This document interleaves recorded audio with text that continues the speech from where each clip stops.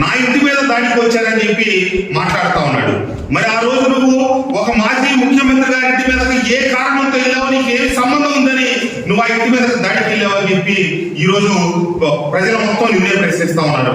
అందరూ నీ press meet కింద నువ్వు మాట్లాడే భాష కింద నువ్వు మాట్లాడిన ప్రతిసారి ఆ కింద కామెంట్లుగా ఒక్కసారి నువ్వు చూసుకుంటే నీ పట్ల ప్రజల్లో ఏ రకమైనటువంటి భావన కలుగుతా ఉందో నీకు నువ్వే ఆలోచించుకోండి జోగి రమేష్ గారు అని చెప్పి నేను తెలియజెప్తా ఉన్నా. అటు ఉన్నప్పుడు నేను చెప్పాను కదా, ఎవరినైనా తిడితే ప్రోత్సహించేవాళ్ళు, వాళ్ళకి సముచితమైన గౌరవం ముఖ్యమంత్రి గారితో అపాయింట్మెంట్లు ఉండే ఆనాటి ముఖ్యమంత్రి గారితో. విమర్శించిన వాళ్ళకి నిన్ను ఎట్లా ఓన్ చేసుకుంటామని చెప్పి వారిని ఎవరు పట్టించుకునేవాడు కాదు. కానీ కూటమి ప్రభుత్వానికి ఉన్న నాయకులకు ఉన్న గొప్పతనం అంటే చెప్పమంటారా?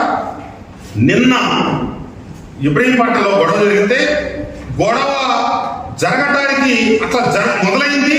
నాకు హోంమంత్రి గారికి ఫోన్ చేశారు, ఎమ్మెల్యే గారు ఏం జరుగుతుంది అక్కడ, ఏం మీరు జరగడానికి వీల్లేదు, ఏమంటే అర్జెంట్ కంట్రోల్ చేయండి, అంతా ప్రశాంతంగా ఉండాలని చెప్పి వారు ఎమ్మెల్యే ఫోన్ చేశారు.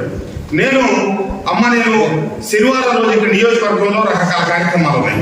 ఉదయం పెన్షన్ల పంపిణీ, తర్వాత కలెక్టర్ గారు నిరంతరంగా కొన్ని కార్యక్రమాలు, కొన్ని శంకుస్థాపనలు, ప్రారంభోత్సవాలు ఇత్యాది కార్యక్రమాలని చూసుకొని నేను హైదరాబాద్ వెళ్ళడం జరిగింది. హైదరాబాద్ వెళ్ళేటప్పుడు కూడా అనుకోకుండా ఏం జరిగింది, నేను ఇక్కడ 3 గంటలకు బయలుదేరాను.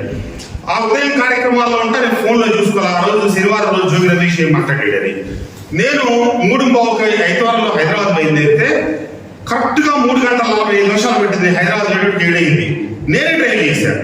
నాకు డ్రైవరు లేని కారణం చేత నాకు అన్నీ అన్నాడు, నా పిఏ నా కారులో ఉన్నాడు, కారు నేనే డ్రైవ్ చేశాను. 7ంటికి హైదరాబాద్ వెళ్ళిన దాకా నేను ఫోన్ చూసుకోవడం నాకు వీలు కాదు.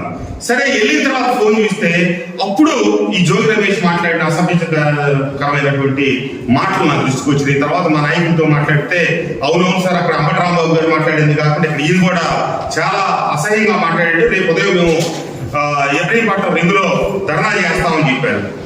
సరే అంతవరకు చేయండి అని చెప్పాం.